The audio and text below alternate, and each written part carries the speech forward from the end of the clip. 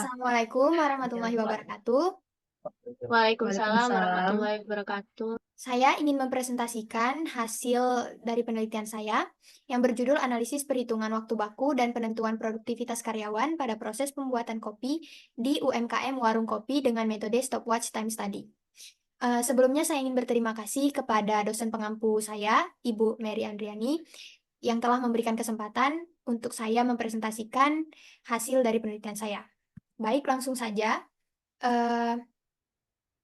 Untuk pendahuluan, ada latar belakangnya yang berisikan bisnis warung kopi maupun merupakan bisnis yang banyak dilirik masyarakat sebagai sebuah bisnis yang mempunyai prospek yang sangat menjanjikan.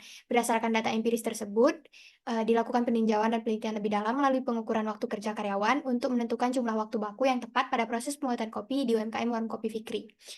Metode Stopwatch Time Study menjadi metode yang digunakan pada penelitian ini untuk meningkatkan produktivitas warung kopi tersebut.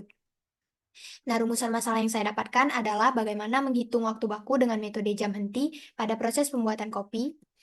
Tujuan dari penelitian ini adalah mengetahui waktu baku dalam setiap proses pembuatan kopi pada warung kopi tersebut. Dan batasan masalah serta asumsinya adalah penelitian ini berfokus menghitung waktu yang dibutuhkan karyawan dalam proses pembuatan kopi. Seperti yang telah dipaparkan sebelumnya, penelitian ini melibatkan karyawan warung kopi Fikri yang berada di Jalan Teguh Umar, Blangpase, Kota Langsa. Dan asumsinya adalah waktu baku yang ditentukan pemilik diharapkan nantinya akan meningkatkan produktivitas karyawan. Teruntuk tinjauan pustaka, saya tidak akan membacakannya lagi karena terhalang dengan singkatnya waktu. Kemudian metodologi penelitian, tempat yang saya jadikan tempat penelitian adalah Warung Kopi Fikri yang berlokasikan di Jalan Teguh Umar Blangpase, Langsa Kota, Kota Langsa. Dan variabel penelitiannya adalah variabel independen dan dependen, di mana variabel independen adalah instruksi atau langkah, tingkat kompleksitas tugas, tingkat keahlian dan pengalaman, ketersediaan sumber daya alat bantu. Sementara itu, variabel dependennya adalah hasil dari manipulasi variabel independen, yaitu produktivitas kerja atau jumlah produk yang berhasil dibuat dalam waktu tertentu. Kemudian kerangka konseptualnya, di mana dapat terlihat dengan jelas bahwa waktu siklus, rating factor, dan allowance sangat mempengaruhi hasil dari waktu baku. Dan hasil dari pembahasannya adalah setelah melalui pengolahan data, maka didapatkan waktu bakunya adalah 8,70 menit, di mana waktu yang ditetapkan untuk membuat satu produk itu 8,70 menit. Dan kesimpulannya adalah pada penelitian ini, waktu baku didapatkan melalui pengolahan data secara bertahap. Tahapan awal adalah menguji keseragaman data dan hasil yang didapatkan menunjukkan bahwa data dinyatakan seragam, lalu uji kecukupan data. Dan hasil yang saya peroleh juga menunjukkan data dinyatakan cukup, selanjutnya mencari allowance, waktu siklus, waktu normal, untuk mendapatkan waktu baku dan output standar. Berdasarkan pengolahan data, maka didapatkan allowance berjumlah 20%, waktu siklus berjumlah 6,27 menit, dan waktu normal berjumlah 6,96 menit. Sehingga diperoleh hasil akhir berupa waktu baku berjumlah 8,70 menit dan output standar berjumlah 0,12 unit per menit.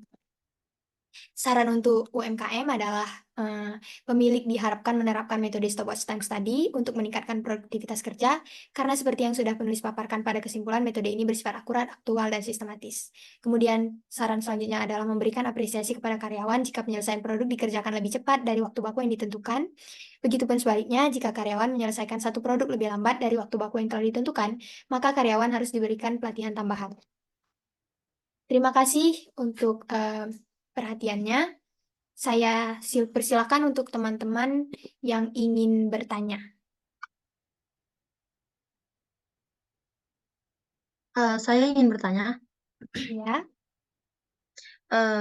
bisakah Anda jelaskan apa sih keuntungan stopwatch time study? Karena biasanya setiap metode itu ada keunggulannya sendiri. Jadi saya ingin Anda menjelaskan apa istimewanya metode ini. baik. Ada lagi yang ingin bertanya? Silahkan Kakak Aulia Balkis.